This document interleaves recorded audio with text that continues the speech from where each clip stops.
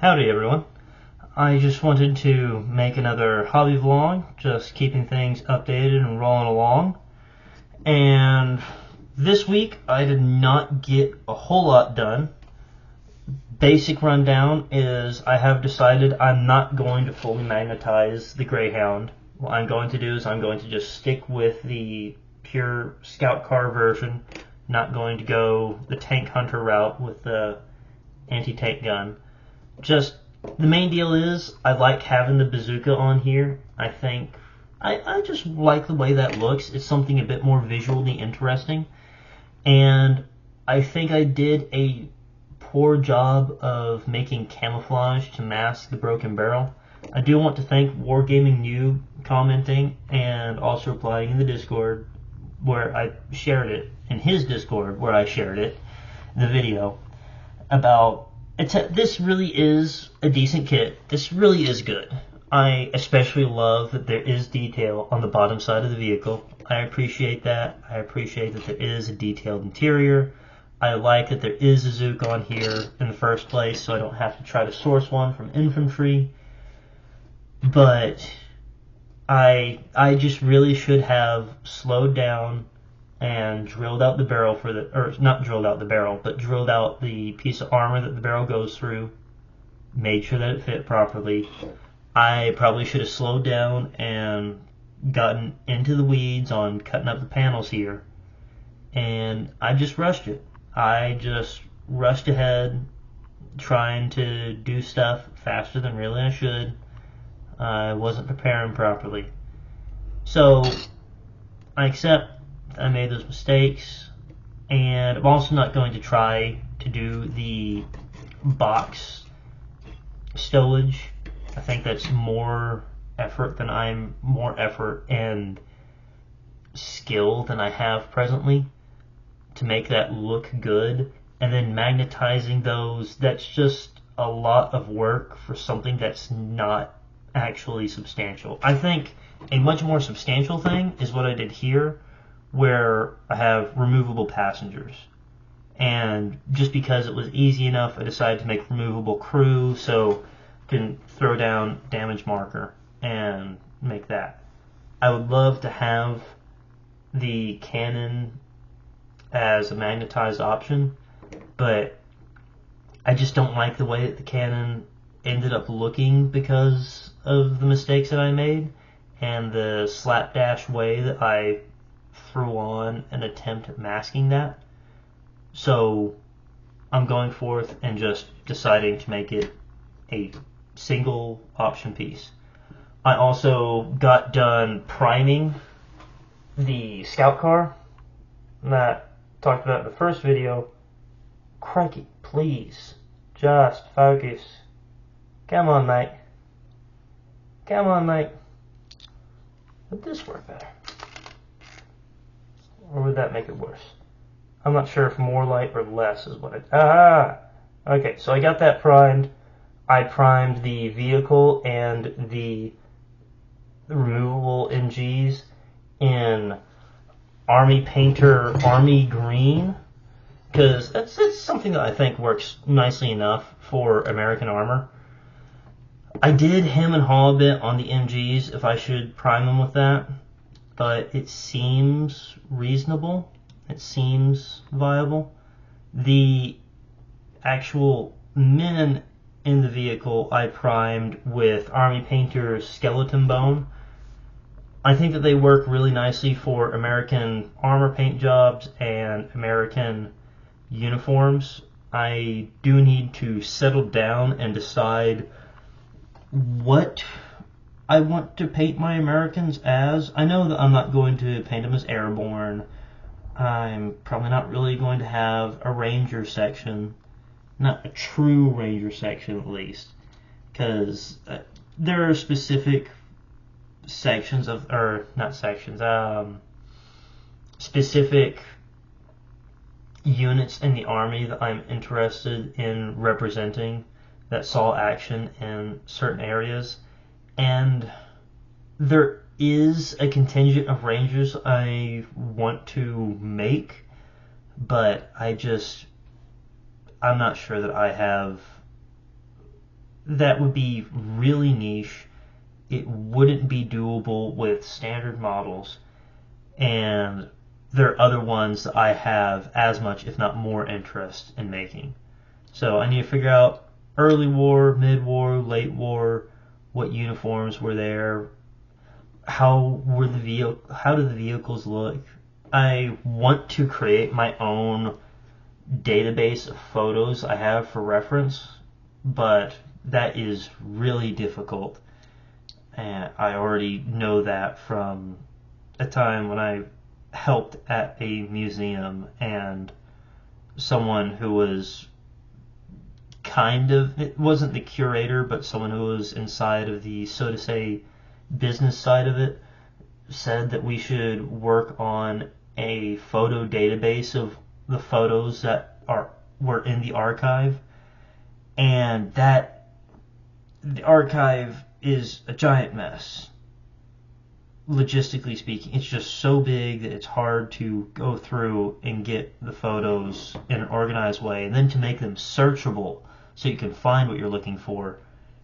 Now, doing that with the internet for the largest conflict in human history, yeah, I don't really know where to start. I haven't found any great, easily accessible photo archives for the U.S. Army. I have found the Warsaw Uprising Museum has an outstanding archive that is now my just standard for what they should look like, of photos from the Warsaw Uprising. But that's not really relevant for this project. Maybe something in the future. Anyways, also got most of Perry Miniatures US 8 and 9 washed, filed the mold lines, and glued onto bases. There's only one that's not glued onto a base just because I'm being indecisive about how exactly. And now that I've got them all sorted, I notice there's basically 3 distinct poses. There's one of a kind of command pose, man with an M1 carbine directing troops forward or towards a certain direction, really. And then that's kind of hard to count that as a distinct one. It's not a group of poses, it's just one man. But then there's the running group, which has 1 SMG, 1 BAR, and 4 Garands. So they're also kind of different levels of running or just slowly advancing. It could go either way for most of them, I think. I really like them. And then my favorite are the crouching poses and the prone pose. Prone, I'll keep that one separate, but I have 1 SMG, 2 Garands, one of which is loading, and 1 carbine. 1 Garand and 1 carbine and the carbine are firing. And then the prone pose is with a Garand. Oh, and I just noticed. Wait, no. No, actually. Oh, no. Oh, I do have an accuracy complaint.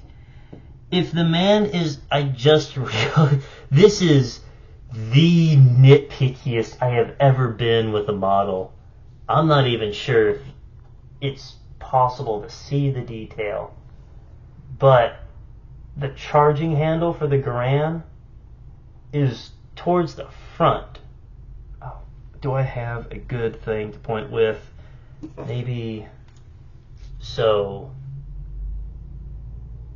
that, if I can just, that which I'm pointing with the tip of the drill, that's the charging handle for the Garand.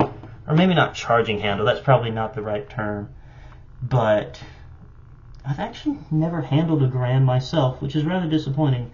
But if he is putting in an entire new end block, that should be towards the back of the breech so that he can actually load the end block in.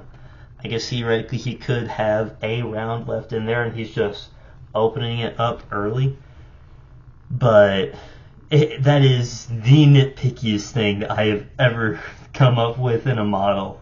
I am sorry.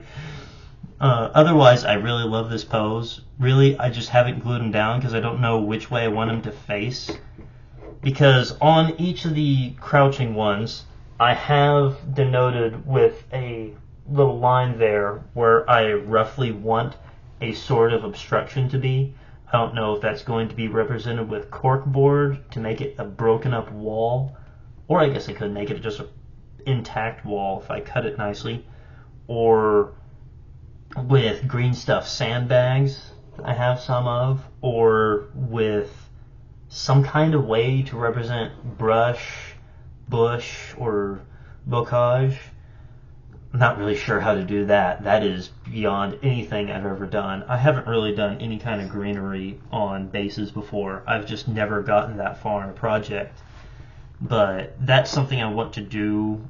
I want to figure that out, but I still want to prime and paint these guys before I put that on there. It's just going to be a matter of how I set up the bases. Also, this one guy, for my own reference, I marked his base with the same pink highlighter I used to mark where I want to put the walls, but if it will focus, the reason I did that, okay, come on. The reason I did that is because his canteen doesn't have a lid. Come on. Please. Anyways, it's a small detail, but it's one that I know I'm actually going to continuously notice. And I'm either going to put green stuff, little ball on there, or I'm going to use a piece of little sprue and just glue that on top. But it's a small detail at the end of the day. So I haven't gotten a lot done this week. I certainly haven't gotten any new orders in. I'm still waiting on the sprues from Warlord. Something I do aspire to do is a U.S. infantry sprue comparison, although I don't have any of the airborne sprues. That's something I honestly should have ordered at the same time. But, I'll make a separate video for that if I do end up making a video on the subject. But I'm just going to try to get some paint on these guys, because I have another couple of games for the Bolt Action League that I'm a part of coming up this month.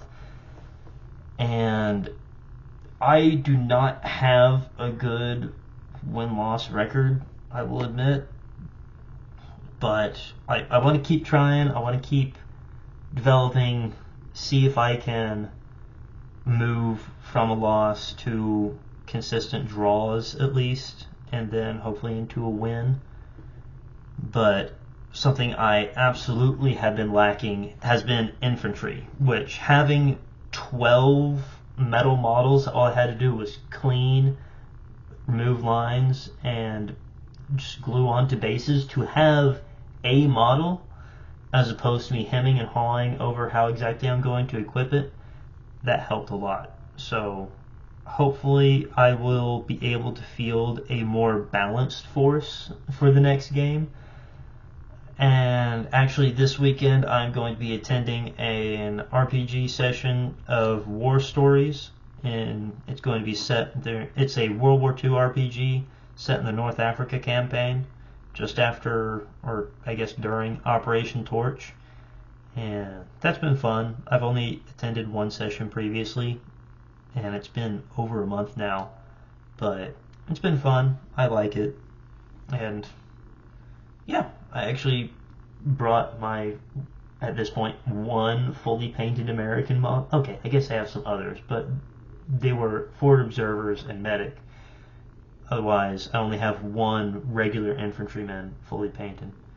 So, yeah, I've got some things planned for this weekend. This past weekend, I didn't get much done on hobby work, but hopefully I'll have something more for the next one. I hope anyone listening found this interesting and gets some motivation for doing hobby work. You don't have to do a lot. It's just every little bit counts. And really, I haven't had, I don't think, more than an hour or an hour and a half. I think the biggest block of time was these guys during part of the weekend. But yeah, I hope anyone listening has a good day. Stay cool, stay safe, and goodbye.